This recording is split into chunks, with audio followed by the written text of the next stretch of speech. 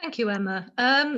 So Emma's done the main background to how the session is running technically, but I will explain that we're doing it in two halves, so there will be coffee break in the middle. So I'm going to cover initially the session talking about the principles about marketing. So it's not really focusing necessarily on the digital side of it, but it's more why you do need to have good marketing strategy, why you as a whole need to think that, take marketing seriously. It's not just a side issue. Looking at the future sustainability of the whole, you need to take it more of a strategic, operational thing that needs to be considered, like other managerial things. Have we got the first slide, Emma? Lovely, thank you. So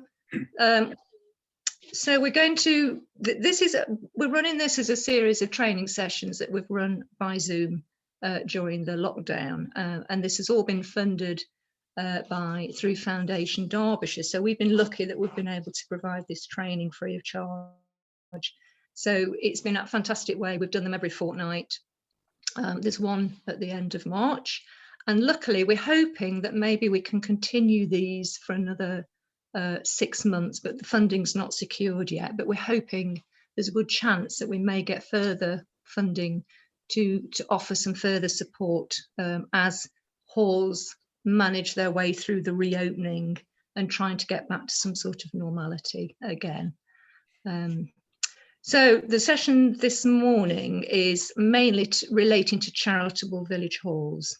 The principles of marketing actually apply to all sorts of halls, but some of the content in the first session does relate to the type of beneficiaries who you can actually target your marketing at for charitable village halls. So I will explain that as we go through this morning. The session is based on the ACRE information sheet, as you're probably fully aware of the whole range of information sheets that are available through ACRE, through us at RAD, order them through RAD. An information sheet 19 is called Marketing Your Village Hall. So if you can get hold of this, purchase this after the event if you want to have further information, but this covers the main principles of why marketing is an important managerial operational issue for the trustees. So this is quickly the agenda. I've not put timescales next to it because they always slip. So I've just really covered the key things that we're going to talk about. What are the post-COVID-19 challenges? I mean, we're sort of almost in a new world. Things have changed. So we're going to consider what might you need to, what are the opportunities, what are the risks coming out of the post-COVID and the recovery stage in the next 6 months or so. Why it is important to know about the governance of your hall, your charitable objects and why you are providing, what the hall is there for, who are your beneficiaries. Then we'll talk about marketing principles and why you need to take that as a serious strategic operational issue. Talk very briefly about the different ways to promote your hall, and then after the coffee break, Emma will go on to explain the technical side of things, which is her expertise, not mine, more about the explaining the different types of digital and how you can use these different platforms, take the make the benefit of those for your hall. Obviously, this is a very short session. This is a 2-hour session. We've run this in the past, which would be a 3-hour session. And even then, it's only to give the basic details. So we're not claiming to make you experts at the end of 2 hours. This is very much, this is what you can do. There are these different methods, there's different types of things you can use, and then we can provide some information afterwards. So it's just really a taster of how digital can help you promote your hall. And then at the end, questions and answers, you can put those in the chat. We will have an open discussion at the end. And if we do go over 12 o'clock, we are happy to stay on a little bit longer. If you have to go at 12, obviously that's the time that we had set. But just to say that Emma and I will be very happy to stay a little bit later if you do have any issues and questions that you want to talk and raise, and we'll be happy to answer those. Okay, next slide, Emma, thank you. Just to set the scene about village halls, this one is. This is an extract from the Acre survey that was published last year. They do a survey every 10 years. And I just thought this was very pertinent to set the scene about the different use of halls and the changing use. So obviously they've been around for a very long time and for a variety of reasons. And as you know, we've been celebrating, Acres celebrated 100 years of providing the Village Halls Advisory Service. So I think this report coincides a little bit with that as well. So this has been done every 10 years, but it just reflects the way that halls have been, different uses since they were, 100 years ago. But they're just as important now as they were during the First and Second World Wars. And of course, many halls are war memorial halls from land that was donated by local landlords for the local communities to use. But yeah, in the COVID, halls were only allowed to open for certain activities: food provision, medicines, emergency services, vaccination centres, blood donations. It's just, I think that slide demonstrates the changes and how halls can adapt to different uses. So next slide, Anna, please. So what has changed? I think what people find most difficult in more recent times, that there's been a lot more legislation to comply with. And obviously with COVID, more public safety concerns, different community needs. The demographics of communities have changed. Obviously, the larger types of villages than they used to be 100 years ago, less younger people, more older people living in rural areas. There's a higher reliance on IT now. Obviously, that wasn't around in those days. The changing in your communities, there's a lot of housing developments going on around the whole of the country. People are moving out of cities. That seems to be the trend at the moment. So that, in a way, is opening up new markets to village halls. It's new opportunities. So you've got to look at it, that the changes, the changing landscape, rather than a negative, look at that as a positive and how you can capitalise on that. And obviously with the lockdown, there's a lot of loneliness that's been exacerbated.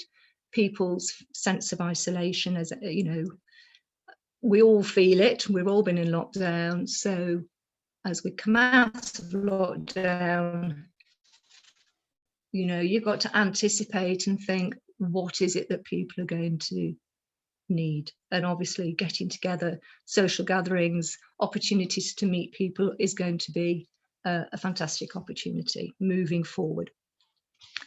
Next slide, Emma, please. Okay. So what happened as a result of COVID? It created great uncertainty. Nobody knew what was going to happen. Nobody knew the timescales. We don't even know now fully. We've got the roadmap to recovery and we've got the date set by the Prime Minister. But hopefully that's going to be the timescale that is predicted. But we don't know what's going to happen in next autumn. So there is a lot of uncertainty and it is difficult to plan ahead. And halls have been used in a different way because of the COVID response. So halls have been used for vaccination sites or testing sites. Uses that they've not had to provide or even consider in the past. But looking forward, you might think that yes, we may be needed more in the future as an emergency site. obviously the weather is getting more severe. So things like flooding or other severe weather conditions, you've got to plan ahead, thinking that we could be more used as emergency use in the future. Another key challenge, and this is not just for village hall volunteers, this has been noted across the whole of the voluntary community sector, that there's this thing called trustee burnout. You know, there's been such a lot of legislation and changing legislation that people managing village halls, especially having to make their premises COVID secure, it's been an anxious time. It's been very difficult, and it's this thing that, can they cope with more changes? You know, they're worn out, basically, having to comply with all these restrictions and these regulations. And it's been hard for me as an advisor, as it has the whole ACRE network, to keep on top of the things that are changing. You know, they seem to be changing all the time. So there is this thing called trustee burnout, and I think that's going to be a challenge for lots of village halls to then have to face the planning of how we recover. You know, you're going to need the resources, the trustees, the energy, the enthusiasm to look forward, how you can market the hall and how you can target new audiences. So that's this re-engaging with your community. That's your communication with them. What are the changing needs of the community? You know, people more working from home. Does that mean they're going to have more leisure time because they're not having to commute? Are they more interested in getting involved with local communities? So it's capitalizing on what are these changing needs of your local community. So you need to get out there and find out what those changing needs are.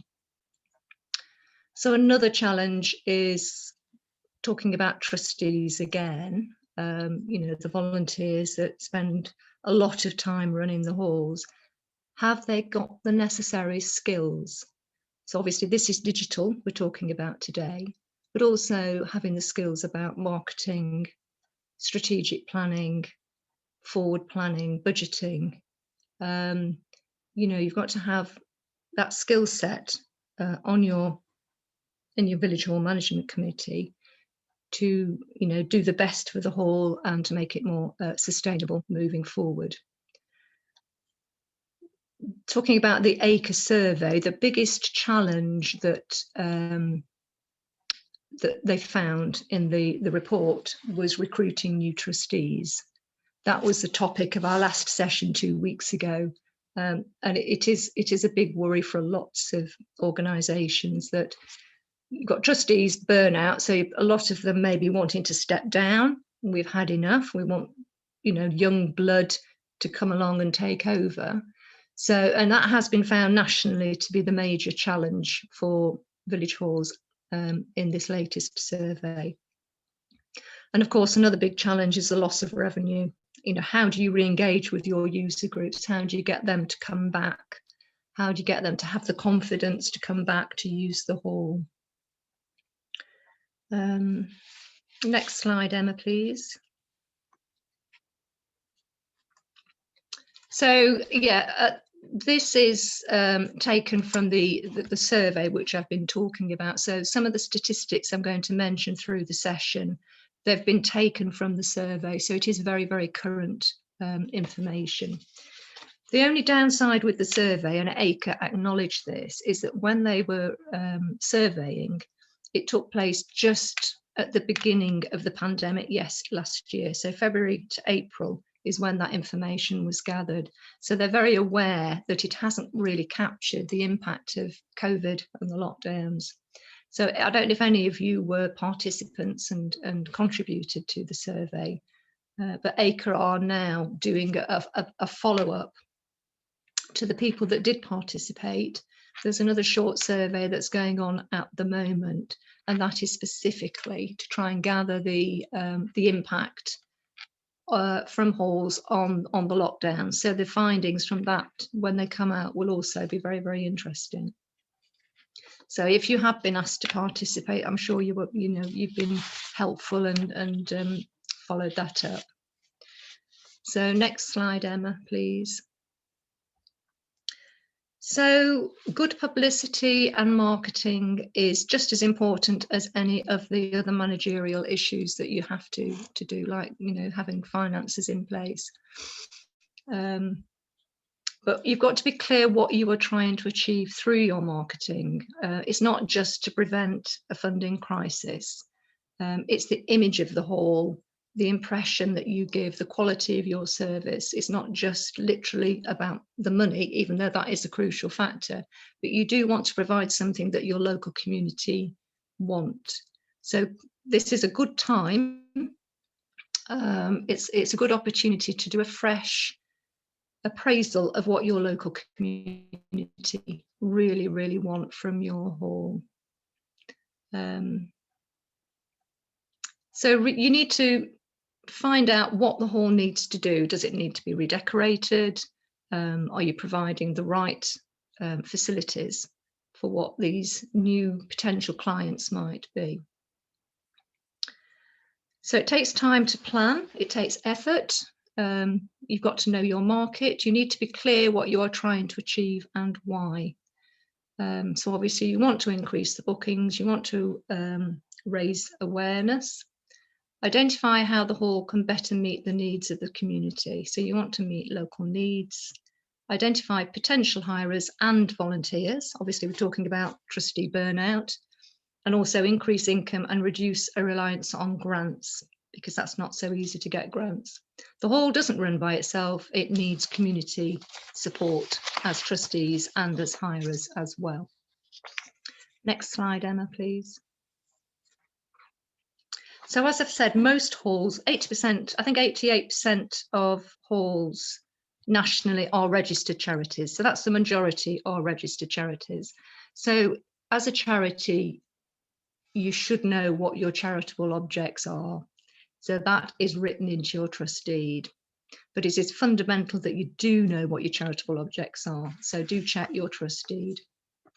But most charitable village halls, it may be that you become a charitable company limited by guarantee or a charitable incorporated organisation. Church halls are charitable by default.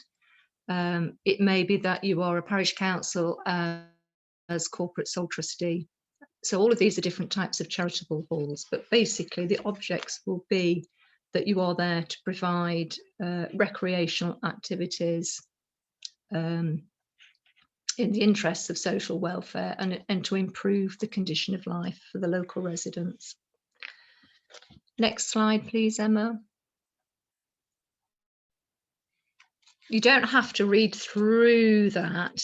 It's just the standard acre model trust deed, the charitable objects. So if you've got probably a trustee it's perhaps written in the last 50, 60 years, it's probably got something word for word to that. And if it's an older trust deed, it's perhaps similar wording to that. But the key parts of that, it is for recreation, social welfare and objects of improving the conditions of life. So that is something that you have to be aware of when you're marketing your hall. Also be aware of, and every hall is unique, so do check that your conveyance, or if it is a lease, that there aren't any special covenants or terms of the lease that may prohibit certain activities. So there may be something in there that they're saying we're happy for you to have a village hall, but you cannot do a certain activity. And a classic one there is if it's a church hall or some faith buildings, they say that the selling of or serving of alcohol on the premises is prohibited. But that's just an example. But you may have something specific to your deed or conveyance that says you are not allowed to do certain activities. So again, before you market yourself, you've got to be aware if there are any restrictions there. Next slide, please, Emma. So if you understand that you are there for the benefit of your community, you have really got to look at the hierarchy of charity beneficiaries. So the people that you really got to target, that you're really marketing your hall to, are local charitable community users, because the aim is to improve conditions of life. And I'm sure most of you are running groups. The majority of the use of your hall will be for these sort of groups: older people's lunch clubs, youth clubs, mother and toddler groups. So that ideally is the majority of the use of the hall. So they get preference. The next stage, or the next level down, is for other local community use and service, again to improve quality of life. So sports clubs, health clinics, adult education, all of those things are there for the benefit of the local community. So again, they come before the number 3 and number 4. So the third level is that local private bookings and other local activities. So that's more private children and other family parties. It could be local weddings, amateur dramatics, history club, camera club, extra, etc., those sort of things. And then the last, or the least important, if you're looking at these in level of importance, to fit in with your objects of your charity, the least would be more the commercial bookings. So they would not get priority. This is what you're trying to aim for. So business meetings, it could be training, conferences, craft fairs, if it's like on a commercial basis, not just a local fete or fair. People that are using you just as a commercial venue, then business use, they are considered not priorities. So if you've got somebody who wants the venue and it's local charitable use, they would get the preference over somebody who is a business or commercial hirer. Does that make sense? I hope so. It is explained in the information sheet if you did want to see more information about that.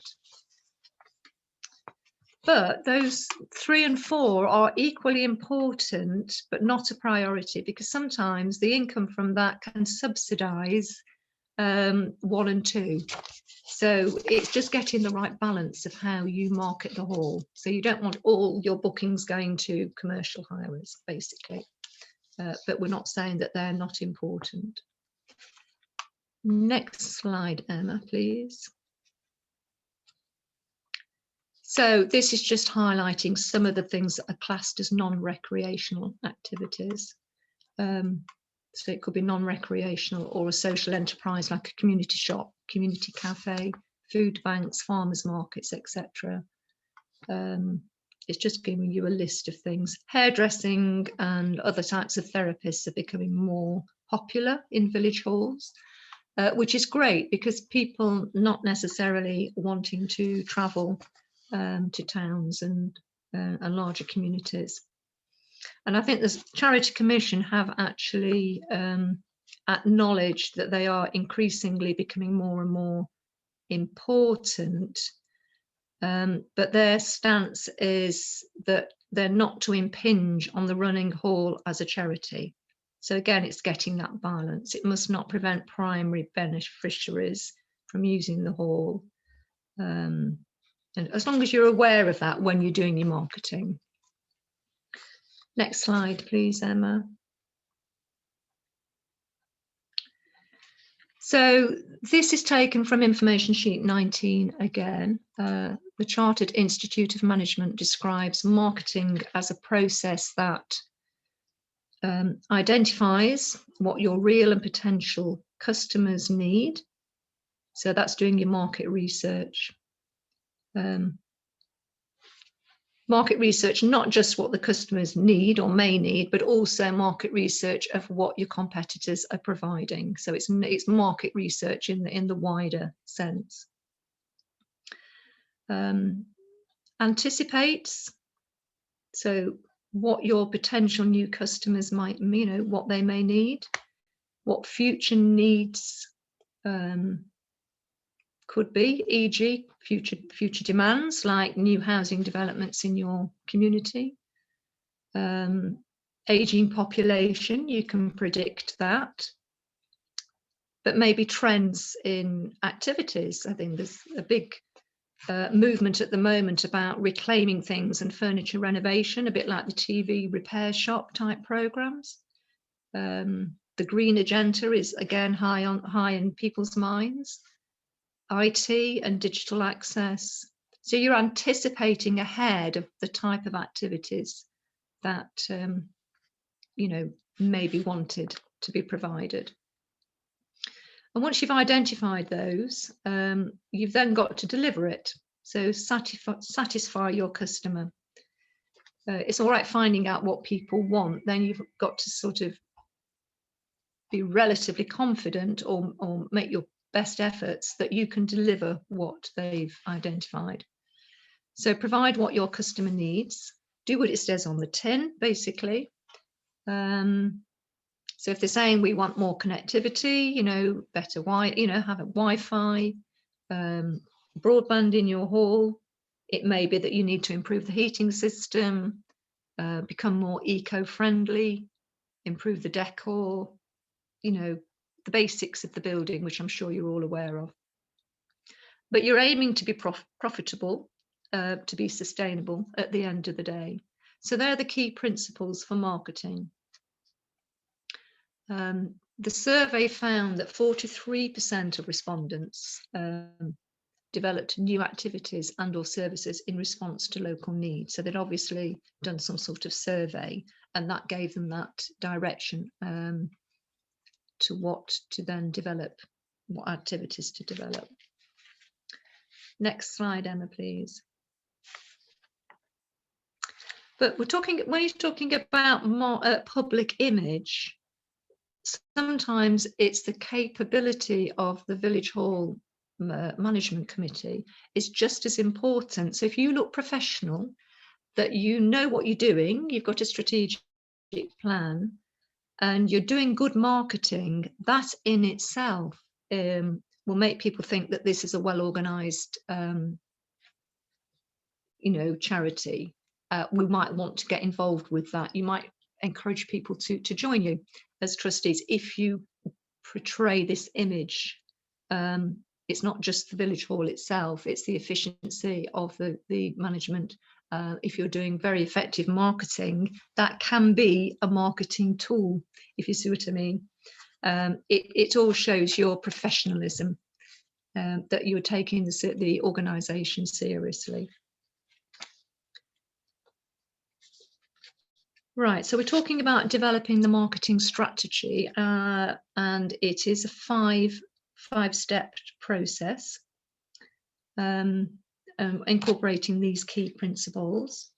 So identify users' needs by reaching real and potential customers, because we're talking about, you don't know who is going to be interested in your hall until you go out and find out.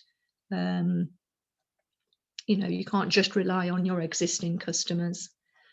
So you've got to consult customer feedback, listen to comments, note sort of repeat bookings and trends, and see, you've got to be aware of who is using the hall and who isn't using the hall. Identify your unique selling point and use this as a key marketing tool.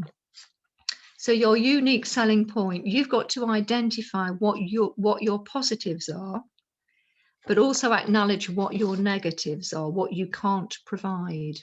And the trick here when you're marketing is to not highlight what you can't provide, but really to market and target and say, well, actually, this is what we can provide. So it takes a bit of time to perhaps work out what your positive aspects are. And if the things that you can't improve, it's understanding then, okay, yes, we can't increase the capacity of our hall, so let's accept we can't take big weddings, but yes, we may be just providing niche little meetings or small parties. And that's, there may be a market out there of people that want just a small venue. So rather than feeling, oh, we can't do big weddings, let's give up, market the fact that you've got this appealing small venue, cozy, discreet, quiet, whatever you've got. It's marketing the positive bits of your hall, and be confident about that. Don't be apologetic that you can't provide the things you can't provide, but be confident in the fact that yes, we have got this, we can provide the other. So look at the positives.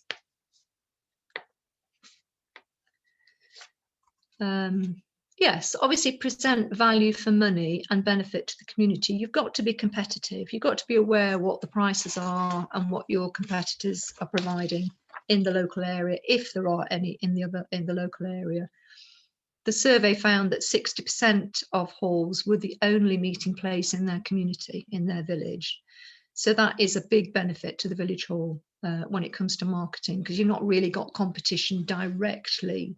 60% didn't have it directly within that community, but you may have a hall or a village, the neighbouring village may have a fantastic village hall. You might perceive that as a competitor. So you have to be aware of what's around you in your close neighbourhood, but also in the wider neighbourhood, and be aware of what the competitors are providing. It may be that you can be mutually beneficial to each other. For example, we did this session several years ago at a little tiny hall. Oh no, it was at Hullen Village Hall, I think, which is quite a big modern hall. And they do weddings and things there, and they're very busy, very successful hall. 2 miles down the road is a little tiny village called Atlow, and they recently have renovated their hall. It was a former schoolroom, so it's just like one small main room. And obviously they can't compete, they couldn't compete. So they became sort of helping each other out. So if Atlow had inquiries and they couldn't accommodate it, they'd say, why don't you try Hulland? Likewise, if Hulland had somebody requesting a small venue, or they were wanting a venue when they were booked, but there was a small number, they'd say, okay, well, why don't you try the nice little venue down the road, Atlow Village Hall? And they helped each other out. And I'm sure quite a few halls do that, but don't look at all other venues as competitors. They can be your, they can help, you can help each other out and advertise each other's facilities. Yes, evaluating your hall's provision regularly. So whatever you are providing, what are you offering? Does it still meet the needs, the current needs of people? Have things changed? What are the latest trends?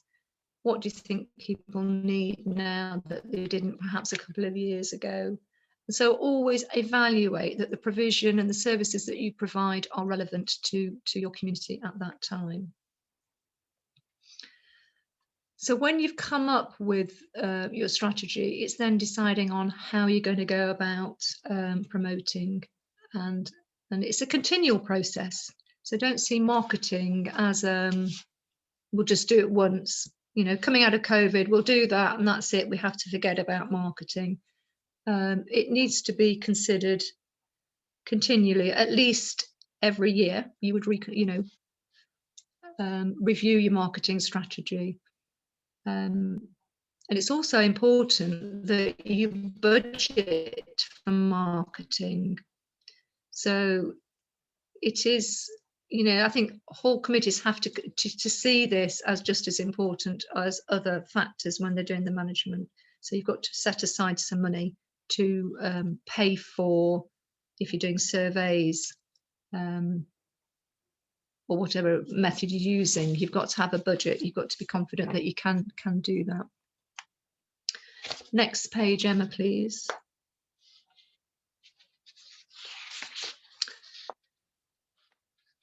Right, so I think consultation, I'm sure you're all aware of the different types. Comments from your regular user groups. There should be a representative from your regular user groups on the Village Hall Management Committee, which is one of the best ways to get feedback from your user groups. That's the idea of having the representative trustees. I think that's becoming a harder and harder issue for people to get representatives from their groups. But if you can, it's always good to remind them that it is important for them to send, to have a representative sitting on the Village Hall Management Committee, because it is a mutually beneficial relationship. But that's a good way. Ask the representatives what the needs are of their groups. Obviously, survey in the area, paper and digital, and Emma's going to talk about using the different digital methods to do that consultation work. Community-led plans, I don't know if they're as popular as they used to be, but any sort of community consultation, talk to the parish council. Are they doing some sort of consultation work that you can, piggyback on? Suggestion boxes, end of hire feedback forms, and again, research what your competitors are doing. All sectors of the community, just be as inclusive as possible. So again, newcomers into the village, all ages, you'd be surprised that they may come up with some really useful new ideas and inject some new blood into the village hall. Okay. Next slide, please, Emma.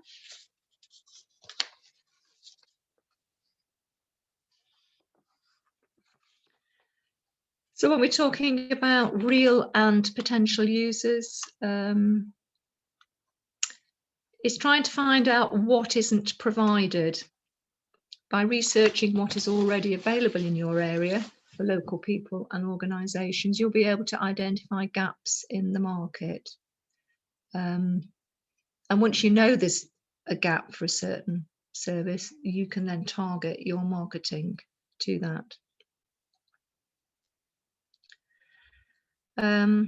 Right, so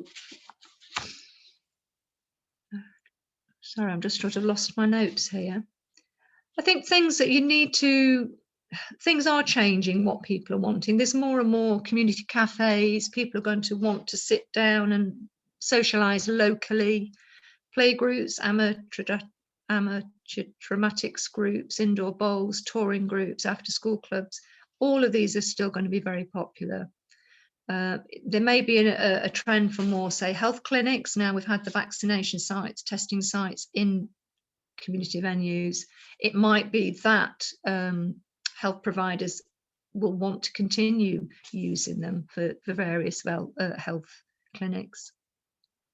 You can target more business conferences. We've mentioned hairdressers, but another trend is more people working from home. If you've got any spare capacity in your house, have you got room that you could perhaps let out as an office space, workspace? So even though people may not be going into the office or commuting, they may not want to sit in their house all day. They might want to think, oh, well, if there's an office or a bit like a hot desk type of thing in the village hall that they could perhaps use 1 day a week or 2 days a week if the hall is free at that time. So think a little bit more out of the normal uses that traditionally halls are used for. Future use of, say, electric cars. So village halls have been used in various places around the country where the village hall is installing an electric charging point. So you could have something like a community-owned electric car, and it can be stored, perhaps parked at the village hall and charged up at the village hall as well. Tourism in a lot of parts of Derbyshire, so bike clubs, ramblers clubs, can you make the benefit of them maybe visiting your hall, and you perhaps provide a tea or a coffee morning, make it a destination point for them, for tourists. Food banks, obviously, well, unfortunately, are becoming more and more the need for food banks.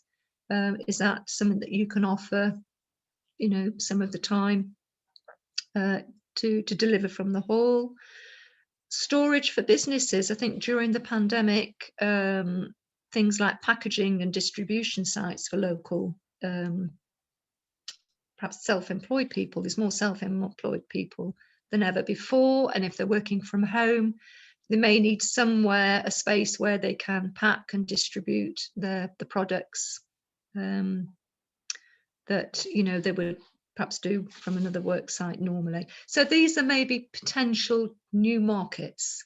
How can you find out what is needed? And it's like looking outside the box a little bit. Schools have been using village halls more during lockdown, and they will be doing now. Schools are back, but they're having to social distance, so they're spilling over from the local primary school into the village hall. Please be a little bit wary. That's absolutely fine during the pandemic because of social distancing, but you don't want your local school to think, okay, we've got access to the village hall now, we're going to use it as an extra classroom. That is a statutory provision, it's not a charitable provision, so you're not there just to be an extra classroom for the local school. Limited use, okay, but be careful, because I have seen it happen where a local school almost takes over the village hall, and I think that's something to be wary of if they've been using it because of the social distancing. Right, next slide, please. Right, we talked about the unique selling point. This is what you really need to, this is your main selling point, really. Establish the positive features of your hall. It could be that you've got a central location, that you've got lots of storage, ample parking, you may have stage and lighting and Wi-Fi and hearing loops and whatever. So you're going to have to, when you think about what you can provide, put all of that if you're developing a marketing package. Promote the positive features, and especially if they can address any of the gaps that you've identified in provision. And if not, can you do anything to improve your product? You might realize that we are lacking, you know, there's something that we can do. We can up our game. So it's a good way of finding out what needs to be done at the hall before you market it. Okay, next slide, please. First impressions.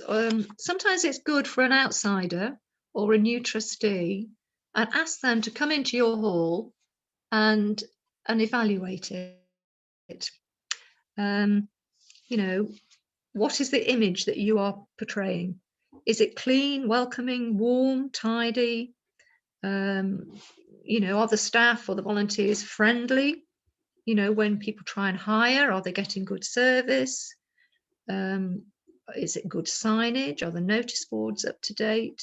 And ask them to give their first impression, because you might be surprised that they say, highlight something that you as a person that sees it on a regular basis doesn't notice, because we're so accustomed to it. So take a critical look of what you are providing before you actually market it. What needs to be done to improve the quality of your service? And what image? You know, can we think, well, okay, if we became more green, can we then market that? Because obviously that's higher on the agenda. You've got to weigh up the cost of doing these different things and these different improvements. Will it present good value for money? Is it feasible to provide it? You've got to assess all of those. Have you set the appropriate hire charge? Don't undervalue and, you know, don't undercharge, but you've got to be competitive. I'm not going to go into hire charges, but you can get information about hire charges in the model hiring agreement if you've got the ACRE one, and it's explained in the information sheet 19, or you can contact me about that at a later date, but there's no time to go into that at the moment. But again, setting your higher charge is part of marketing. You don't want to undercharge or overcharge. Next slide, Emma, please. So this is a good exercise to evaluate what sessions you've currently got and break it down into times of the day and days of the week. So you need to have this repeated for every day. I suppose it's a bit of an unknown coming out of COVID, how many of these groups or your existing groups may want to come back. I don't know at what stage you're at with your forward planning, but it's a good way to identify when you've got free sessions. You might find that you've got every afternoon free. And when you know when you've got gaps, you can target, because you know what sort of groups may want to come and fill those gaps. So if you've got afternoons free, or regular afternoons free, you're not necessarily going to be targeting parties or cinema club. You're going to target things probably for older people, activities, or children of a school age group, play groups, that sort of thing. So knowing the time of day where you are looking to fill with bookings, you can then try and target those groups. So it's being a little bit more strategic, and it's quite, I'm sure you do that already, but it is something that's quite simple to not just, you've got to be proactive, not just let people come along and hopefully fill those gaps. If you've got gaps, you've got to think, how can we fill them? So you target the type of groups you know would be interested to fill that slot of the day. Right, I think we're nearly done. So next one, Emma, please. So this is another useful exercise to do. I'm sure you've come across it before. It's a very common method, a Swot and a standard tool to help analyze the pros and cons of anything, basically. It's a really good, simple way of doing, finding out some pros and cons. So if you're setting an objective, and it might be best way to market the hall, okay? So that's the objective. So divide it into the 4 boxes. These are just examples that I've put in, but you've got to think of your particular circumstances. What are your strengths, which we've talked about a bit already?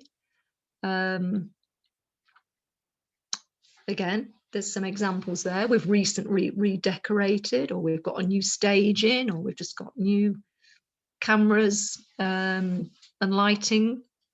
You know, write down your pros, then write down your weaknesses. You know, and be honest about that. Be realistic about what you haven't got.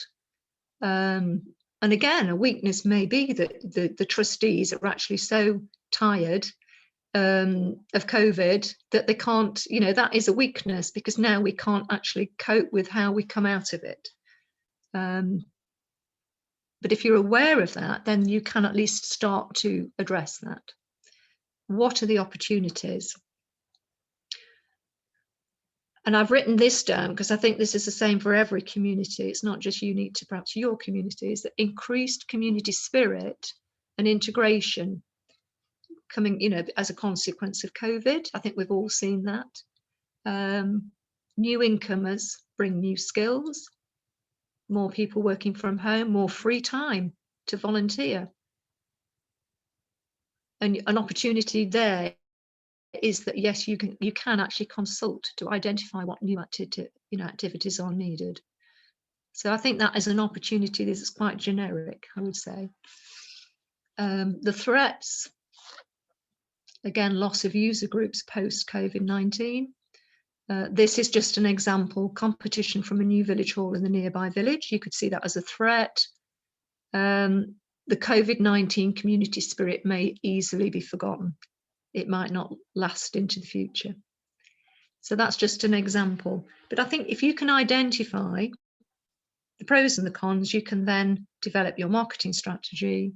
You know what needs to be done. It gives you some sort of strategic direction, how you can fill the gaps, how we can be proactive, and what we need to do. So I think that's basically the principles of marketing when it applies to village halls. We've gone through that quite quickly because it is a big subject, so we've only touched upon the process. There is a lot more information in the information sheet, and also we will make available a useful toolkit that ANSVAR, which is an insurance company, developed recently, called the Roadmap to Recovery. And they've got lots of tools and guides and checklists of things that all village hall management committees can go through one by one and look at the risks and the opportunities to their particular hall. It's quite in depth, so I've not had a chance to even show you any of the slides, but we will send you the information. And if you then want to get back to me for a bit more clarification on it, that's absolutely fine. Next slide. I think we're about finished, Emma. Yes.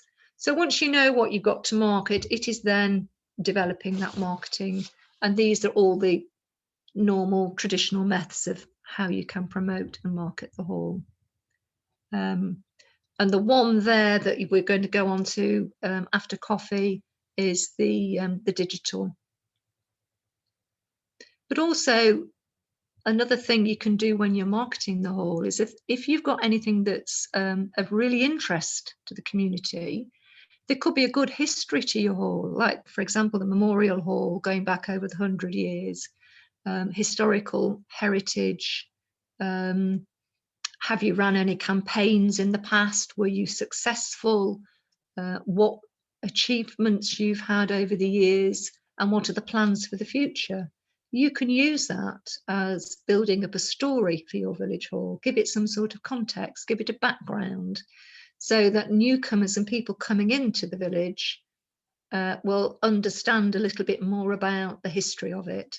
They're more likely to understand the role, perhaps why it's an old building, the history of it, and hopefully that's a way of encouraging them to get involved with the charity. Okay, then we're done now. Okay, yeah, these are some statistics from the survey, and that's a good way of leading into Emma's session. These are the findings from the survey that the majority of charity halls will have either a website or a page on a community website. So 91% have got web presence. Facebook page, 55%. So, you know, there's still a long way to go there. Twitter account, only 7.6% using Twitter. And Instagram, 3.6%. So those latter two are really perhaps underused. So Emma will talk about those. And the other thing that they found, that connectivity or halls that actually providing Wi-Fi and broadband to the public, 60% of halls are providing that as a service. So again, there is capacity there for those other halls, if they can, to increase connectivity, and that would be good marketing for that particular venue as well. So that's just setting a bit of a context of the state of how digital village halls are becoming. Okay. Any questions at this stage? No. Well, we'll have coffee break. If you have a question, Helena. Yeah. Helena, can I just ask a quick question? Is there an example in any of the notes of a sheet, a questionnaire sheet, a simple one, to sort of, when I'm out walking the dog, I meet lots of people randomly, that I could have in my pocket to pull out and just ask, you know, a questionnaire of what do you think you'd like from the village hall, because it's where I meet most people walking the dog. Funnily enough. That's a new way of meeting. Yeah. I haven't actually. I'm sure I could make one up. Yeah, I mean, I can put a message around and ask if people want to share. We haven't got a standard questionnaire because each community is slightly different. Yeah, no, I agree now. No, I've said it. No, it has been asked in the past. It hasn't been asked for a very long time, but it has in the past, Pat. It's a very reasonable question. I just thinking of a current one. It's probably the ones I've got are so old. I can ask my colleagues nationally if they've got a standard questionnaire that you could use. But no, that's a very valid question. I'll make a note of it. Each hall is different, so you know they are all different, and the circumstances. But I'll have a look. I might have some old survey forms that I can root out from somewhere. Thank you very much. Yeah, okay. Thank you. Okay, so I think we'll have a break now for maximum 10 minutes. That gives most people enough time to do most things, and then we'll come back and I will talk about digital. I hope I won't bore you too much or bamboozle you too much either. So we'll come back in, well, let's say 10 past 11 at the latest. We'll be starting at 10 past 11 or earlier if you're all back before then. Okay. I was going to ask you about that. Yeah, so I'm recording now, sorry. And what is it that you want them to do when you're talking to them? So I will come to this as part of the training, but a call to action. Part of your conversation should always try and be getting them to do something, and you know what it is you want them to do. So don't think I just want them to do something. There is something that you actually want them to do. If you're doing a survey, and we will come to that because I'll talk about some digital survey tools that you can use. Again, don't just ask about what they want from you, but this is a way of finding out about your competitors. So again, it's when Helena was talking about competitors. You might not think that you've got competitors as such, not like a business if you're Mars or IBM or Apple.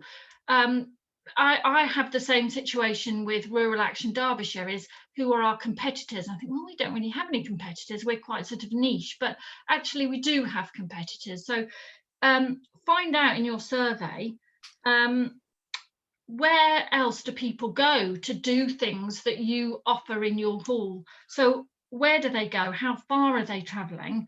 And what are those activities they're doing? Are they sort of having parties or weddings? Is it fitness? Is it going to classes? So who are your, try and identify who your competitors are. Think of a distance, a mileage, so within, I don't know, 5 miles perhaps. What are the other halls? What are the other facilities? It could be, you know, the municipal leisure centre, something like that. And you think, well, people are going there and they're paying £8 or whatever for a class. Well, we could offer a class for £6. You know, or we have a class. So just think about that in your surveys. Yeah, so the marketing, you do need a plan. It doesn't have to be a big deal. I mean, not quite on the back of a fag packet type of plan, but it doesn't need to be, you know, long and complicated, because marketing, you want to try and be proactive rather than reactive. So if you've got a bit of a plan, that you've got a time schedule of what you're going to do and when you're going to do it, then it just helps to keep you on track, keep you focused. And if it just falls behind a bit, it's not the end of the world. You just sort of pick it up a little bit later, but at least you know where you're going with it. It takes a little bit of time to plan, but it is worth just designating, you know, if it's just one Friday, the last Friday morning of the month, you plan your next 5 weeks activity. So you've always got a week's overlap. So if you're doing it every 4 weeks, sort of plan for 5 weeks. So you've always got a bit of an overlap if you can, and just try and keep everything a bit joined up. Sorry, 156. So yes, I've mentioned that. 7. Right, what haven't included is things like Zoom, video chat things. But if you want to find out more about Zoom and other opportunities, then if we've got time, we can chat about it at the end, or you can just send me an email. And right, so I think that's just my notes from Helena's. So we are kicking off a bit later than normal. Now, some of my slides I've put in, but I'm not going to talk about.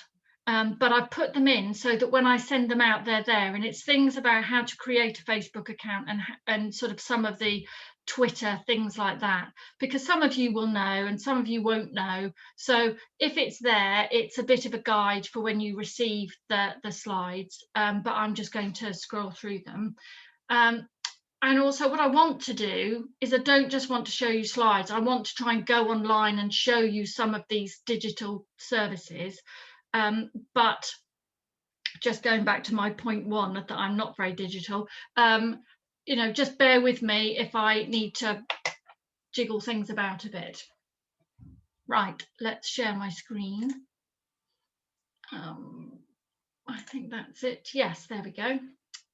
So yes, you can tell I like dogs. So what is digital? I mean, basically it's anything that's online, or anything that is not paper. So email, even things like multimedia messages like WhatsApp and messenger chats and things like that. I don't think we're going to be getting into that, but this is it's talking about brands and potential customers. But just think, your brand is your village hall, and your potential customers generally are not so much the individuals, although they are, because you might want them to book a children's party, but it's more the people that run the activities that are hiring your hall. So just sort of be in mind who your customers actually are. Now, digital, there's more and more organisations only using digital these days. There isn't such that, because organisations, individuals, companies, they can set up quickly, and they're taking advantage of digital to be able to do that. And COVID has been appalling in so many ways, but also it's given people the opportunity to start businesses, and digital just means they can do it quickly. So it can be instant, but equally it can be lost. It can be old very quickly. So don't think just because you've said something once that you mustn't say it again. You know, you do need to keep saying it, and keep people up to date developments that are important locally. So that might be because it's happening in your hall, or it might just be interesting because it's happening in your community. Because if people are connecting with you and all they're seeing is things which are about the hall, that's fine, but they might sort of think, oh, well, it's not that interesting to me all of the time. But if you can share information about the wider community that's not directly about you, it's just helping you build your relationship with those people that you are speaking to. And you can use digital for campaigning. If you want to raise money for defibrillators, so that's a campaign. You can gather information, spread awareness, calls to action. I'll bang that drum a bit. Promoting the events, community safety, fundraising, all sorts of things. I'm sure I haven't told you anything that really you don't already know yet. So let's start with community engagement, because it's finding out what it is that people want. And COVID has changed things, because it's made everybody sort of stop and take stock, really, not just halls, but people, what's important to people, and they're not commuting to work all the time. And so it's just a good opportunity to just take stock and have a chat with people in your area. So Surveymonkey, I think, is the most common, survey tool, and it's fantastic. because it's free and it's very easy to set up, but it is limited. So I think it's limited to 10 questions. The reports that are generated are limited as well. And you don't get to keep it for very long unless you start paying, but it's not really worth paying for. So some alternatives are Google Forms and Microsoft Forms, but with both of those, you need an account with the host, so with Google. So anybody that's got an @gmail.com email address has a Google account. But also you want to consider that if you have Gmail as your email and you want to set up a Google form, that it will be connected to your personal email. So you might want to set up a Gmail account specific to your hall. And the same with Microsoft. I mean, Google is free. Is free that you don't have to put your hand in your pocket to pay for it. But we're all paying for it all of the time.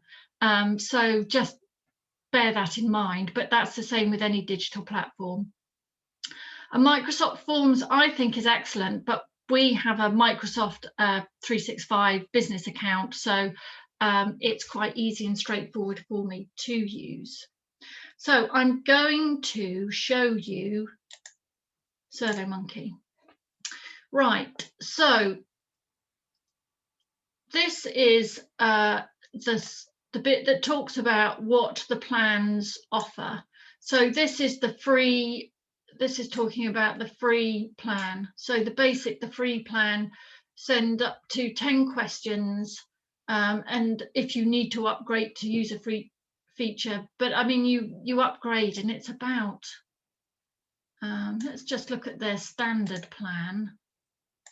Does it say how much they're very clever, aren't they? They don't actually make it very easy to tell you how much it's going to cost, but it is expensive and I don't think it's worth it.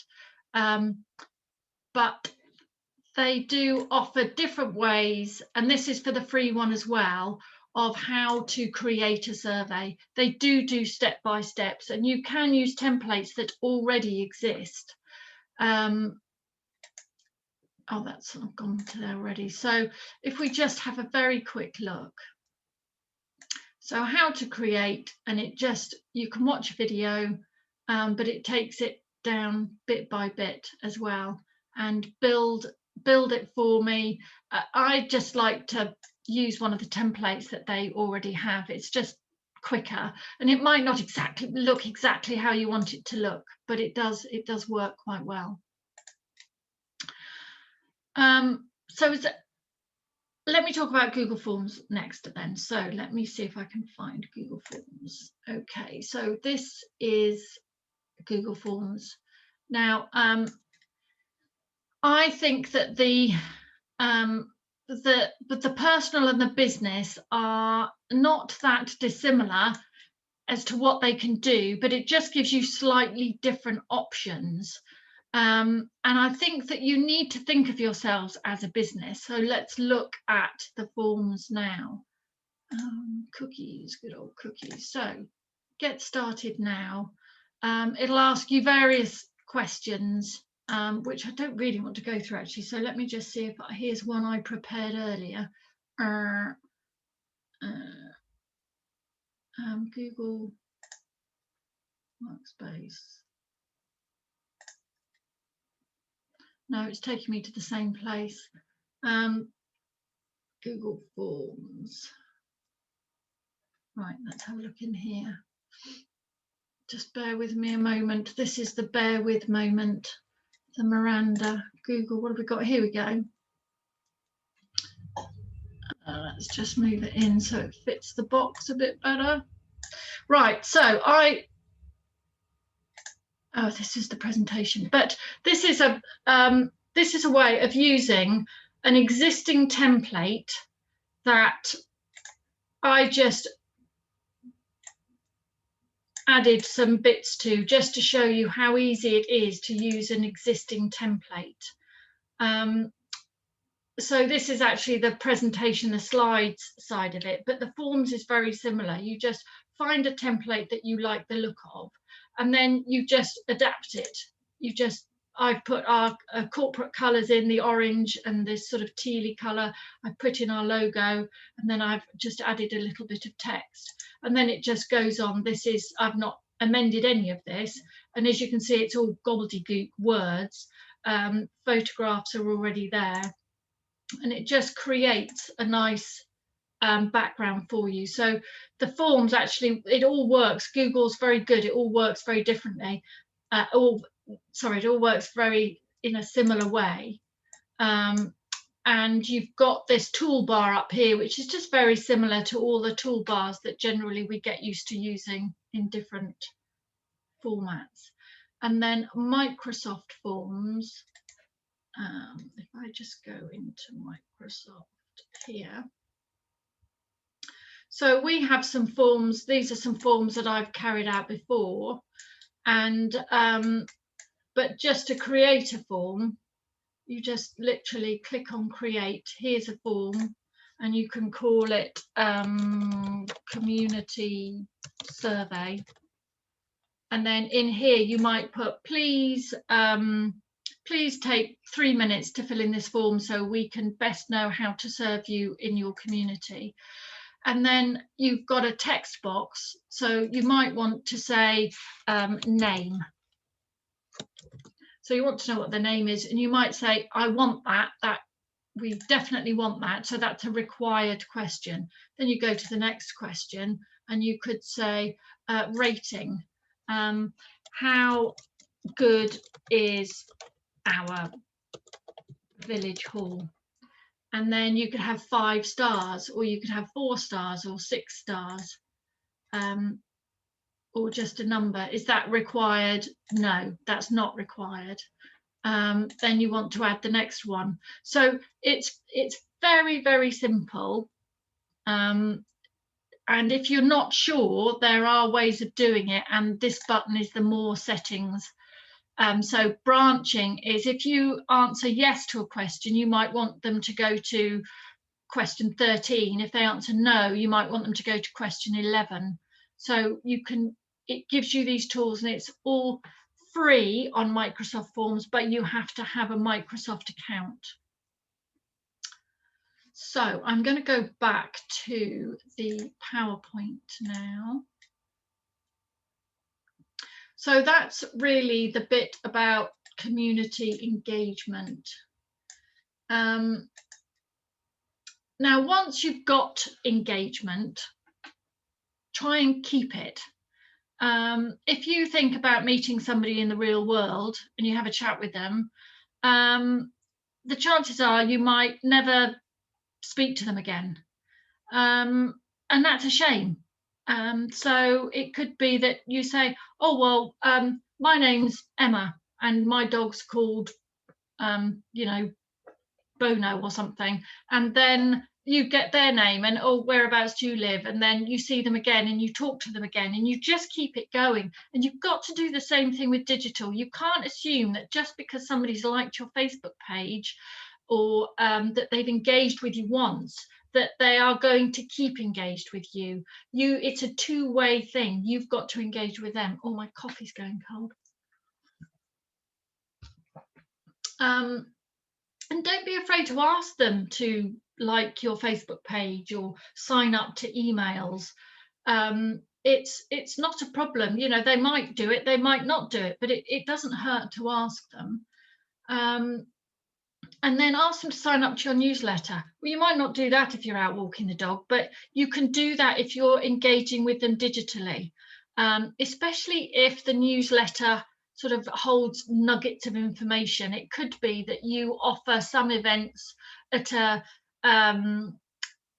you know, a supporter, and if you signed up to the newsletter, you might get first opportunity to buy the tickets before it goes out to the wider audience. And invite them to things, make it feel personal, that you might be just asking the whole community, but if you're using digital in a more personal way, that it feels like they are got a personal invitation to do something to make them feel a bit special, then you're more likely to get some response from it. Keep it relevant. So yes, relevant to the community, but not necessarily putting your views on Harry and Meghan's interview with Oprah, or Piers Morgan leaving GMB. Keep it relevant to your community and to what's going on and what might be important. It could be that you've got a COVID testing centre in your area. So you could sort of say, oh, feedback is that the testing sites are working really well and everybody's really friendly, so don't forget to go and have your COVID tests, or something like that. And equally, don't overdo it. You don't want to turn them off, really.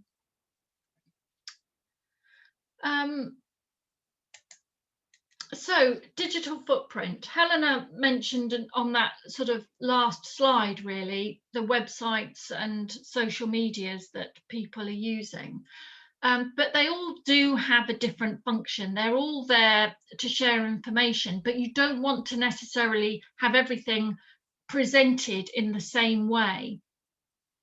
So think of your website as it's information, it's formal, it's professional, it's your business page, and it's a resource. So that's where people go to find out how much does it cost. They might be able to go on and see the availability. You might have an online booking system. And it also might be interactive. So you might have things that they might be able to actually book something online, or they might fill in a form if they've got a query, or they might just click the link that says contact us by email, and they click on the link and it takes, you know, the email comes up. So that's formal, and that's where all of your information should be, but it should still be concise. Think about minimal content, essential content, not a lot of talking. Talking comes from your other channels, your social media and your newsletters. That's when you're a bit more chatty, a bit more informal. So make the website concise so that people haven't got to scroll down to find the information that they want to find. So social media, as I said, it's informal, it's chatty, and it's interactive, don't forget. So you do need to keep an eye on it in case people ask a question or make a comment.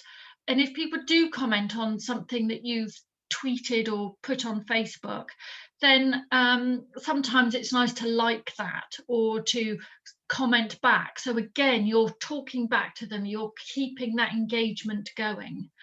And quite often it might be the initial contact. So think about that. It's the first time they might have seen you digitally through social media, because if their friend in the village has interacted with your Facebook page and they're friends on Facebook, then the person that hasn't interacted with you might see that. So social media can be the first interaction that they have. And newsletters generally are more formal. So a social media post might say, sign up to our newsletter, and obviously tell them why they need to sign up to the newsletter. And that's your call to action to get them to sign up to the newsletter. So your newsletter is a bit more formal, but it's not dry. It still wants to feel a bit personal. It's informative, but each, you know, your newsletter, think about again who you're talking to and what you want to say to them. And it's a useful resource, but you don't necessarily want to overdo the information. And again, there may be some interactive element. Click here to go to the page in your website. And if you are talking in your newsletter about something specific that you want them to find out more information, make sure that when they click on the link in the email, that it goes to that page. Don't just send them to your home page, because then they've got to find that information themselves. And generally, people don't stay on home pages for very long. If they can't find what they're looking for straight away, then they leave. So consider it's called a landing page. Send them to the right landing page on your website. Now I have written some notes here. Yeah. I'll come back to the email, and we'll talk about Mailchimp as an example in a little bit. So a website. A website is vital, but you can get away without having a website. What's important is having a presence that people can find through the internet.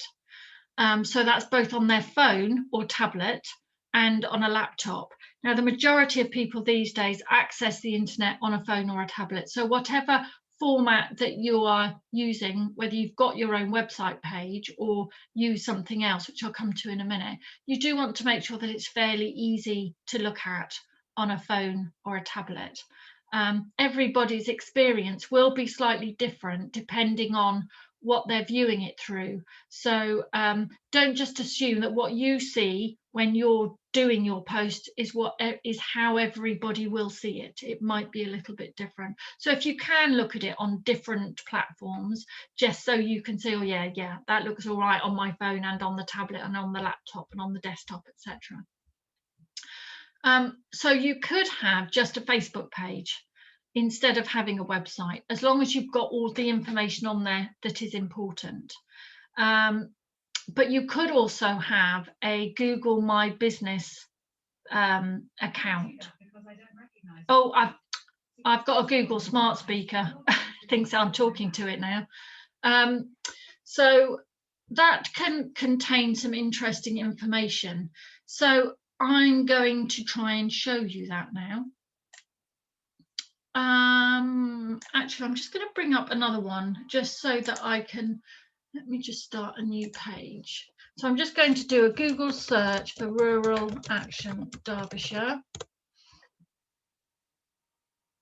And this bit on the right here is the bit that is the Google business information.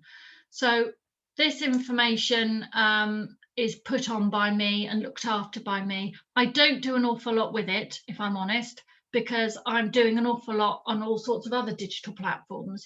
But it is helpful to have it, because if somebody is doing a search, then okay, our website comes up first here, but it could be that this is a really easy thing to spot when they're also looking on their phone or tablet. So this is worth having, whether you have a website and a Facebook page. This is just worth having and having your stock information on. So let's get rid of that one and then pull across this one. So this is what it looks like. So you just go in, well, here's the information bit, which is the page that I was on. So you just put the information when you're open,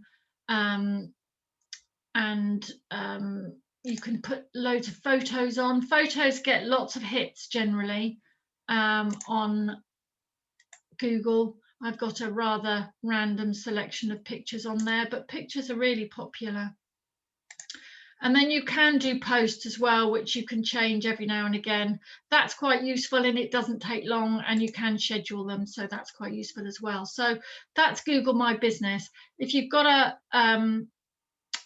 so this is my work Google profile, and if I click on here, you can see all the different things that you can do with Google. So you've got the slides there that I was showing you. You can write a blog if you want to have a blog. Hangouts is where you video call and share people with people.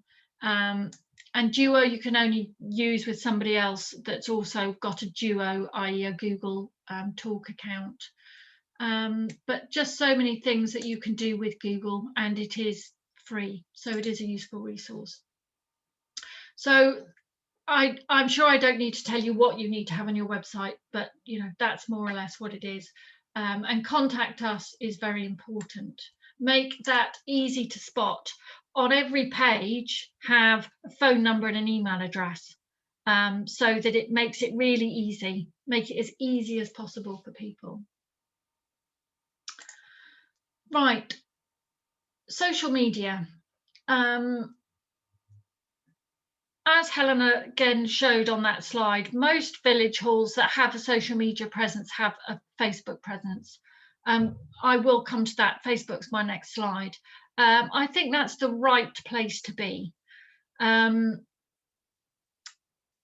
Twitter, though, is good for if you want to see in your, you can look at other halls, for instance. You could have live and local, you could various sort of cinema people, or activities that are linked to your hall. It's more about, I think of Twitter as more business to business from a village hall's point of view. I think if you are a big Twitter follower, and you can interact with it on a much more personal basis, but I think Facebook is the best place for you to be. So what do you want people to do with the post? Sometimes it might just be a pretty picture, a beautiful sunrise, a beautiful sunset, something in the village, just, it can be a bit uplifting. But with a post that you want people to interact with, just think about what it is that you want them to do. Have a plan and be clear about the purpose and the call to action. So Facebook, generally people chat. Well, that's how it started, people chatting with friends and family. But increasingly, I think people are now sort of joining and following groups, either closed groups or open groups. I follow sort of groups on open water swimming in Derbyshire and the town where I live, and just things I'm interested in. Not that I do open water swimming in Derbyshire in the winter, but it's great looking at pictures of people who are doing it, and you think they must all be mad. So I like to see what's going on in my area, and that's everything from the market each week, which stalls are going to be at the market, to some of the weird and wonderful conversations that people seem to have on Facebook. People look for jobs on Facebook, increasingly so, and book events through Facebook.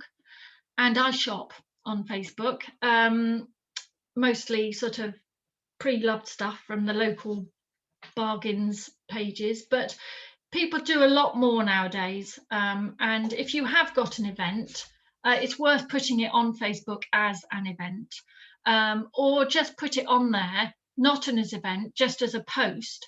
And Facebook will say, are you sure you don't want this to be an event? They'll try and encourage you to make it an event.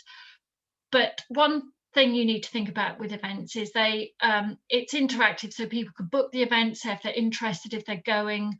But then if you don't get a lot of people that respond to the event saying they are interested or they are going to go, it might then look like nobody's going to go, it's going to be a rubbish event. So that's something just worth considering about the slightly downside. So if you just put it as a post that you've got an event, but then make sure on that post you drive them to how they book tickets to go to that event. But there's more and more paid stuff, really. Facebook is always looking at ways of increasing their money that they make.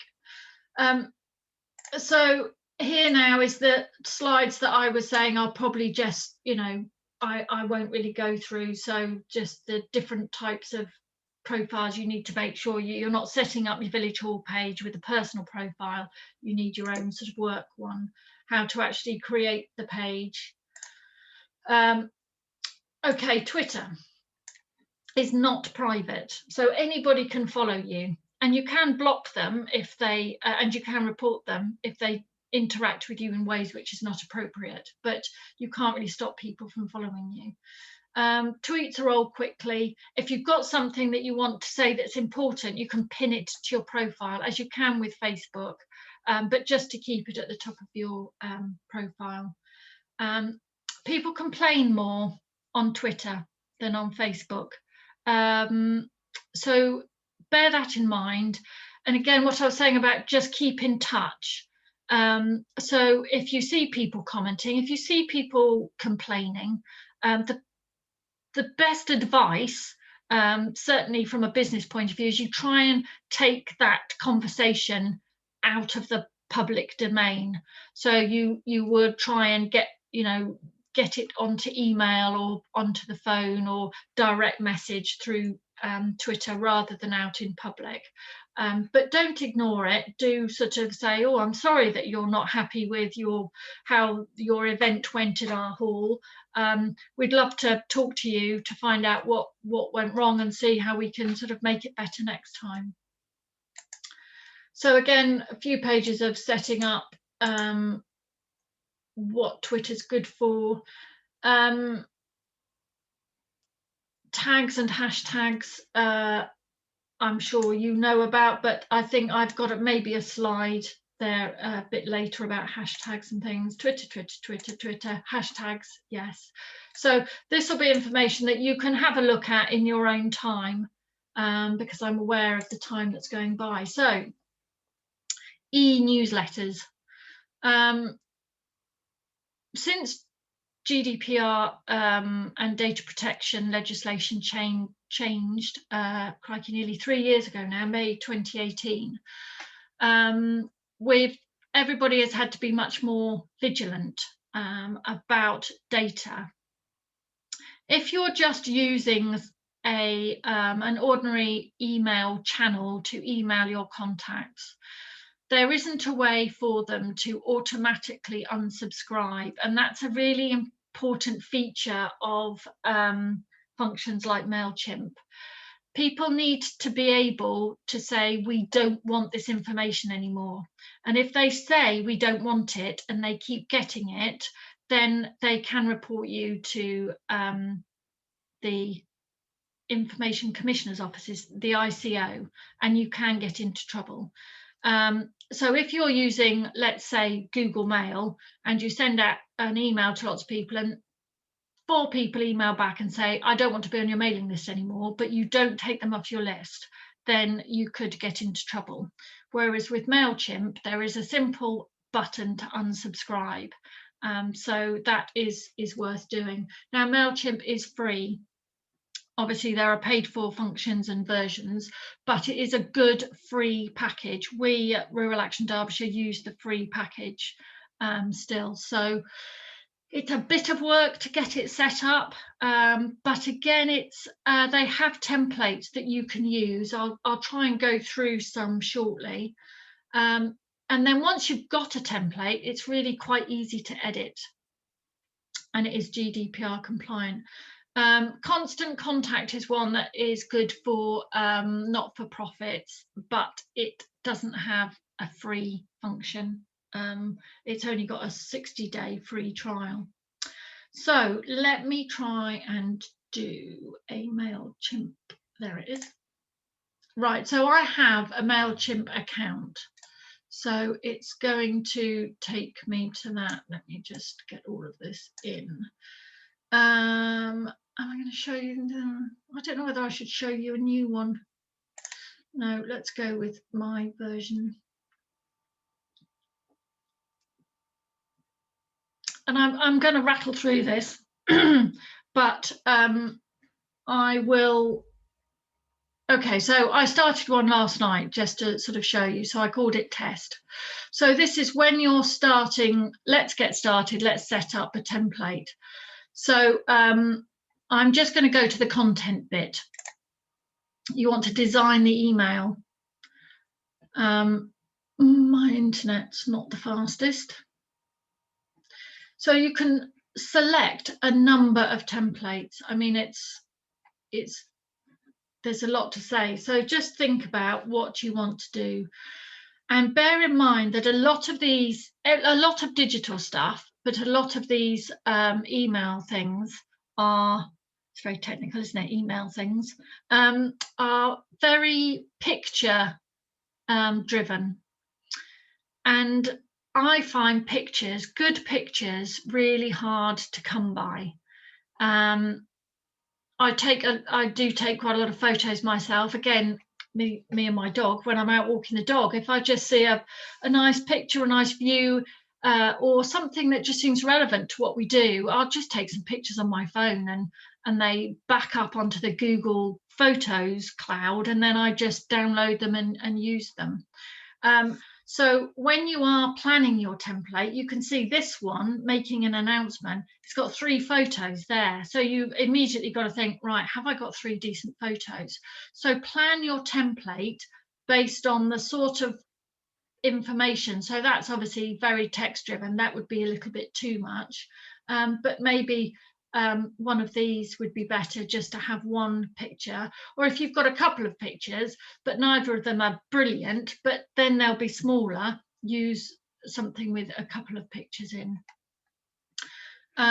So I'm going to sell products, I've decided, if it loads.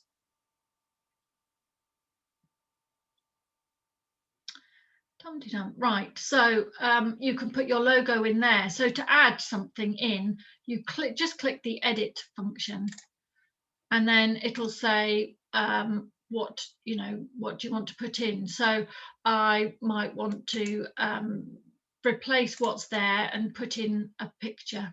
Let's put in a I'll put in this logo, and I'm going to insert that, and so there it is. So boom. But you have to upload the content, that's just information that we've already, images and things. And then, I don't want to showcase my products. So you go into edit that, and that's going to say welcome, and then save it. And then you go and upload another picture, and then you put in your text. So you're just editing these things. But it could be that you then think, actually, I want some text here in between there and there. So you think, right, just text or in a box, let's have just text. So you just literally put the cursor on there, click down on it, and drag it where you want it to be. So let's put it in there, and then it says what do you want to say. So then you just type da da da da da da, and there you've got your text. And you can put in pictures, or a divider is quite good. So I want to divide, I want something in there that's going to split that. So now you've got a divider in there. And also you can go and change the colour. So that's not a very nice colour. So let's make it pink so that it's more visible. So it's just a question of dragging into a space. I'm going to put a photo in there. And then you think, oh no, I don't want it in there, I want it further up. So just grab this bit and just move it up there. So that's all I'm going to show you on that, because I know I'm whizzing through it, but it's quite simple when you know how. Isn't everything simple when you know how, though? But Helena I'm sure she wouldn't mind me saying, is not a lover of digital technology particularly. But I'm saying, Emma, at all. I am the least technical person you can come across. But you use Mailchimp very confidently. I have got used to Mailchimp, and it's like anything that Emma said. It's easy when you know how. It's terrifying. It's a nightmare when you're new to it. But to be honest, if I can get used to it, anybody can. But it does need that bit of confidence to do it the first few times, and you do quite quickly get the hang of it. So, I mean, if you've got a younger person in the village or somebody who's used it before, or if you're desperate, contact us. We're quite happy to help you with that. But it's very quick and easy to get the hang of it. And I use it all the time now. So, but if it was a new technology that came along, I would just be back to square one again and terrified of it. So often sticking with what you're used to is a good idea. But yeah. So it's but of all of the ones that there are, I do think that Mailchimp is probably the best, or it's the one I use. So I think it's the best. Now, is what you're doing effective? You need to sort of be able to measure it, really, because if you're spending time doing something, if it's not really achieving what you want it to achieve, then maybe you don't need to do it anymore. Maybe you need to do something else. So you could look at Google Analytics for the website. If you're good with technology, and computers and stuff like that, then you might be able to get your head around it. It's tricky. It's tricky. I'll be the first to admit I don't like analytics, but it's important to be able to measure. So I've delegated that to somebody else in the organisation who runs reports for me. Social media analytics and insights are actually really easy because Twitter and Facebook do their own. They're either called analytics or they're called insights, and you can look to see on a daily basis, weekly basis, monthly basis, quarterly basis, or you can set a custom date so then you can see which of your posts people are engaging with the most. And Mailchimp will automatically generate reports that will tell you, or you can go into your Mailchimp and see what the success rate is of the emails. So just have a think about what your goals are.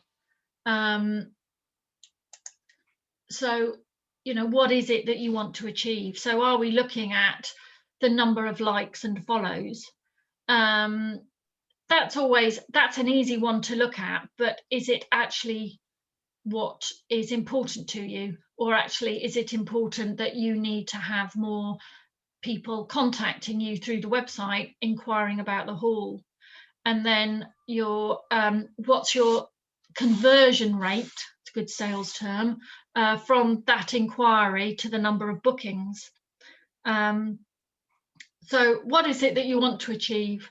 When do you want to achieve it by? Is it realistic? Can you actually measure it? So that's quite important. Here's another one that again is a really useful tool. It's free, and this is for being able to design graphics.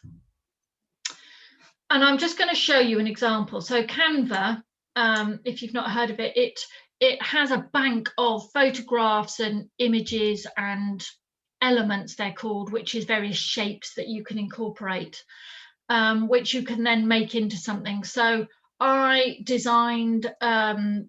design things for our website and things all the time. So this is a picture that is on Canva. So I thought, right, I'm going to use that picture and turn it into this.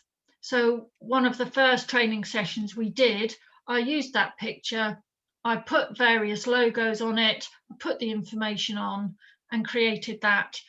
And yeah, so it's free, and again, I was going to say it's quite simple. It is quite simple once you know how. You don't need to be a graphic designer. So you learn as you go. You start off simple, and then you start to learn how to introduce new elements a little bit at a time. And one of the good things about Canva is that, in fact, let me see if I can find it and just show you quickly. I know we're running a bit late now. Bum, bum, bum. There we go. There's Canva.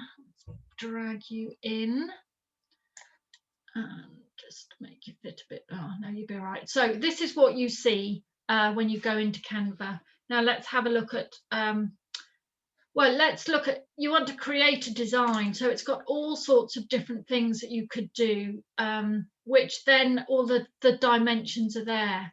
So you might want to create a logo for your village hall. If you don't actually have a logo as such, you might want to create one. You might want to do a flyer. And so if I click on flyer, let me just try and make mine this a bit bigger. So it has a load of templates. Now, some of these templates are free. You'll see the little free up there, but then some of them you might need to pay for, but they'll have a little crown on them, which means they're premium. But there's plenty of free resources. So you think, oh, I like the look of that one, I'm going to use that. So you get this little design, and then you click in this box. And well, actually, that's quite appropriate. We are back in business. So here you could put village hall. I don't even know if I've typed that properly, but you get the drift. there is something behind there in that box. I don't know what it was, but I'm just going to get rid of it. And then you just change the words in there. So you just use something that's already in existence, and then you want to download that. So do you want to actually print it? You could send it off to a printing company and get it printed.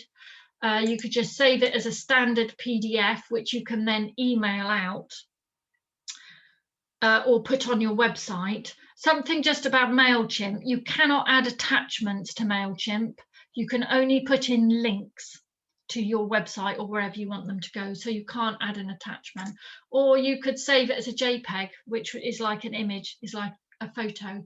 So you can, if I was, let me go back to home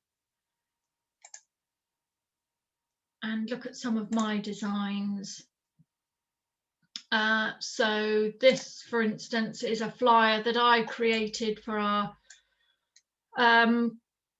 cyber buddies. And so I might think, well, I want to insert that into a Mailchimp. I can't attach it, so I would download that as a JPEG rather than a PNG. A high quality image is a bigger file, so it'll take longer to download. So you need to consider people's rural connectivity. So go for a small file image if you can, download it, then you just add that to your Mailchimp, and you can stick that just as an image into the Mailchimp. So Canva is an excellent resource. One more thing. Oh yes, so this is the internet provision. Video and photos take up a lot. So just sort of bear that in mind, really. And digital does require investment, but these days there's an awful lot of free, but you do need, it's the resource expense is the time. It's learning the skill and taking the time to get it right. So you do need to invest in it at the beginning and persevere with it. Keep it simple to start with, and then you can build on it as you get more familiar with it. So, phew, I didn't actually get to drink much of my coffee. Oh, look, lots of chat questions. So I shall have a quick look at those. Yeah, we've been trying to cover them a bit as we've gone along, Emma. Steve asked about the response rates. You know, when you do a survey, so if it's an online survey compared to the traditional paper surveys, is there any statistical evidence out there about the response rate, whether it was a better response rate than a normal survey? And Alice, I said, I don't know, but Alison said that from her experience, and was it on, you use Smart Survey, was it, Alison? Yeah, I just did a quick Google though, and actually on Surveymonkey, there's a statement that says about 20 to 30% response rate. So yeah. The average for paper surveys is around about 20%. That's my understanding. So, and it's about, as you said, if you're consulting the same people, you know, more than once, they're more likely to be engaged with what you're trying to achieve. So if you've got your local community that know this, what you're doing it for, it's more personal, you may get a higher response rate than what would be a standard statistical response rate. And it may be an ongoing thing. So if you're doing an online survey, it's not just a one-off. So hopefully you may say, well, we're going to do this as an annual thing or 6 monthly, or whenever you need to get evidence. You're going to get more engagement from people like that. I don't think there was other questions. The thing I would make, the point I'd really make about using digital for doing consultation work, don't use it exclusively, you know, because if you're trying to target a lot of older people, they're the people that are least likely to be digital. So don't think, okay, we're going to forget all about paper surveys, we're going to go all digital and it's going to make it easier for us. But you could be cutting out a huge proportion of your community who don't use a digital. So please bear in mind, it's a tool in your chest. It's a very effective tool, but you have to really think about those that are not on digital. But also it's worth saying that any paper forms that you get back, you can just spend a little bit of time then populating the electronic form, so that all of your responses, then all of the forms collection digital things will run reports for you. So then you can see all of the results together. Whereas if you're looking at some paper and then some, it's easier to try and combine it. So has anybody got any questions on my bit?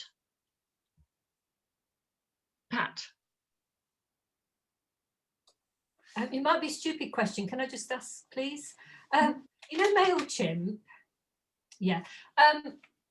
Would that be? Would I connect that to my website? Connect Mailchimp to get my audience. So you need to have, you know, your contacts, your email addresses, and you have to have permission. So if you've got a whole load of email addresses, you can't just, well, I'm getting into GDPR if I'm not careful, but you need to have legitimate interest. You have to have good reason to contact them.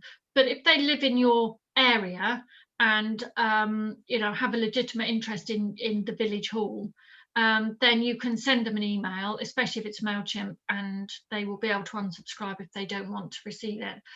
You do need to have a privacy statement and tell people what happens with their data. So you should have that on your website, especially if you're using your website to collect information such as people's email addresses.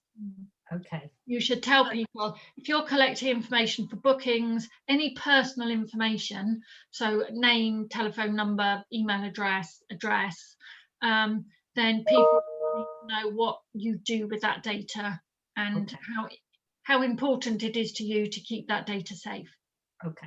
Yeah. There is an information on that, Pat, as well, like all the acre information, any topic, it's covered in an information sheet. But also to be aware of, if you've got email addresses for people in your local communities, put it in a blind, always put them in the blind copy.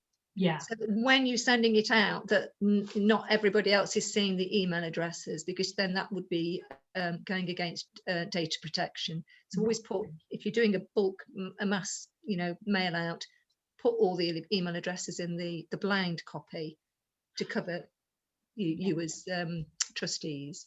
But if it's on Mailchimp, you don't need to do that because they don't see everybody else's address. It's only if you're using something like Gmail or Outlook. But I wouldn't recommend using a standard email like Gmail or Outlook to send bulk emails. These days, it's not recommended. And also, when you send, all right, bye, Chris, thanks very much.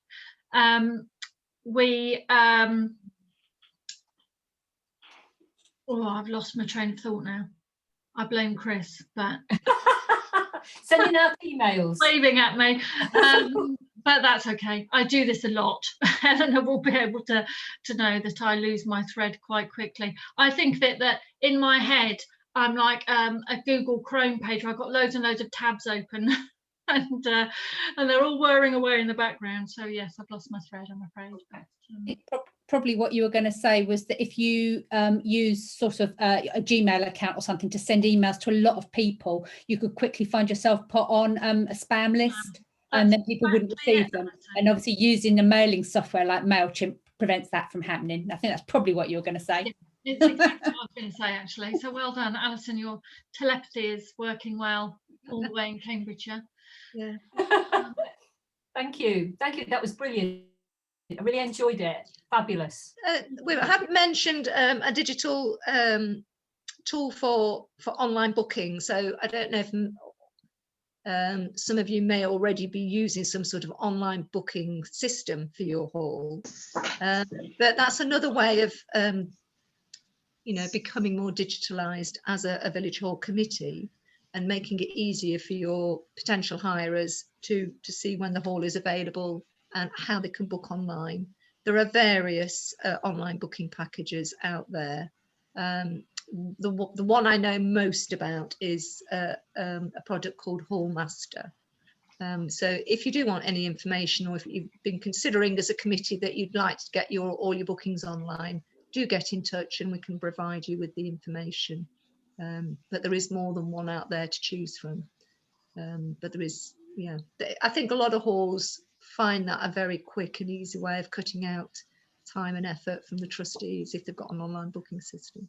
Perhaps not necessarily for a very tiny hall, but you know, trustees have got to weigh up whether they think it's worth doing it. But it does move you ahead into the 21st century for that. There's we use an easy, a simpler format for our tiny hall, Helena, which is using a Google Calendar, which is visible on the website, right. and then a Google form for people to make an inquiry. They can see when the hall's available, and then they make a Google Forms inquiry, which pops up on our Village Hall email account, and then I have to read it and do something with it. So it's not totally automated, but you know, it's an interim way of doing it if you don't want a fancy booking system. Yeah, that's an interesting one to know. Yeah. Kevin's got a question. Yeah. You're muted. Yeah, I think more. This is for you, Emma. We're thinking of maybe organising a newsletter to go out for our hall because we're planning lots of things to happen over the next few years. Now I'm on the committee.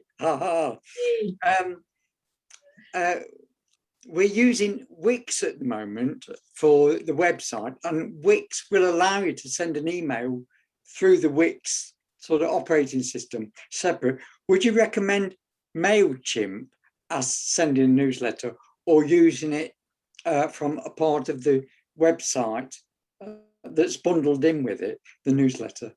Well, I think probably in the first instance, I would say explore the option with your website. Right. Because if they're already integrated, it's saving you sort of that integration. If you've got on your website the opportunity to capture information, so if people make an inquiry and put information into your website, then their information is on the website and wouldn't need to be put into the Wix form to send the email to. But again, you just need to make sure that, and I'm sure they are GDPR compliant, but you just need to make sure that if somebody is putting their information into your website and you plan to use it to send them an email, that you say on the form that they're filling in, that you make it clear that you plan to send them emails and that they have the opportunity to say, yes, that's great, or no, that's not great. Yeah, that's fine. Thank you very much. Okay, so if there's no other questions, it's 12:20 now. So just going to mention now we've got actually Alison and Lisa. Very nice to see you both from Cambridgeshire Acre. And they've produced a fact sheet, a whole range of presumably fact sheets. The fact that it's called 51, I'm assuming you've got a range of them. Which is covering the issues to do with broadband and Wi-Fi in community buildings. Obviously, we've not touched upon connectivity. Emma's got a screenshot there of it. So Alison and Lisa have kindly said that we can circulate this to the delegates today in case you wanted to have, if you've not got the ideal connectivity at your hall. So thank you so much for Cambridgeshire Acre. It's a very useful document. We haven't got a similar. We've not produced one like this. So, thank you that we can circulate that if anybody. We will circulate it anyway. Any questions on that? Because Alison and Lisa can perhaps, if you've got anything to do with connectivity in your Wi-Fi or broadband. Is there a workable way without having a phone line into the village hall? I've seen various things you can put up on the wall that, like with a SIM card in. Do you have any experience of alternatives to the cost of a phone line if you haven't got one? Just trying to think, Lisa. As far as I'm aware, no, most of ours was focused on actually getting sort of a proper broadband connection via a phone line put into a building. I know there are mobile solutions, sort of masks, masts on the top of churches and things like that that will pick up sort of mobile broadband. But I think, if possible, getting the phone lines probably the best, most stable solution. Okay, thank you. There is a link here in the information sheet. Which, so you could always have a look at that. Okay, thank you. Thank you. Because I think 4G or potentially 5G is being rolled out now. It'll get to rural Derbyshire, in the 22nd century probably. But where there is, it's just where there's poor mobile phone coverage, there's poor 3G, and, we are at, that is difficult. But there are organisations, certainly in Derbyshire, there's W3Z, who do broadband, not through a phone line, but it does tend to be more expensive. And also you need to consider the security of the connection. So although you can get some ways around it, you still need to consider the security. Yeah, we use a mobile router at Carver, and that seems to work okay. Password protected. Yeah. So. And your speeds are all fine within the hall. Yeah, it depends on the local signal, of course, but it is quite good where we are. So 4G. Yeah. So all you got to do is plug it into the 13 amp socket. That's all you need. You can just sit anywhere. And is that, I was about to call you Karen, but no, I know it's David. It's David. David, is that on a contract, on a sort of monthly contract for 12 months or 24 months, or is it literally just every month you? It's on a contract. I think it's with TalkTalk, but I assume you can get these things from almost any provider. So that is, if you've got a good signal, that is a way of providing it. Yeah, and you put a password in, so it's protected. A sensible password. So. Okay. Way forward, yeah. Thank you. Thank you for that. Yeah. Right. Well, the information, like Emma said earlier, it won't be sort of straight away that the information will be collated. So it may be a few days before you get the slides and the information put together, but you'll get it in due course. Any inquiries, any questions that you've, once we've gone offline and we're thinking, I wish I'd asked a certain question, just drop us an email and we'll answer it if we can, or try and point you in the right direction. And we'll send you a list of the ACRE information sheets again. So if you do want to remind yourself of what's available, and if you do want to purchase any, let us know. The next training session for the end of the month, the end of the financial year, on the 24th of March, so 2 weeks today, we'll run another 2-hour session. And that is sort of to go over really the steps, the 4-step roadmap to reopening, what you can and can't do, and the time scales for what you can and can't do. And as Lisa knows from Cambridgeshire, it's been quite complex, what can and can't take place and at what dates it's allowed. It's confusing for village hall advisors as well as for individual, village halls to interpret all of this. So hopefully people can join us then in 2 weeks' time. We'll have a little bit more information, a little bit more clarity, and hopefully go over the time frame of what we can and can't do. And a bit of a recap also of how to make your building COVID secure. Because obviously going back, 9 months ago when the first lockdown finished, everybody was aware about what they had to put into place to become COVID secure. It's a way of perhaps going over that again as a bit of a reminder. So that will be quite an interesting session, hopefully. So do sign up for that if you're free that day.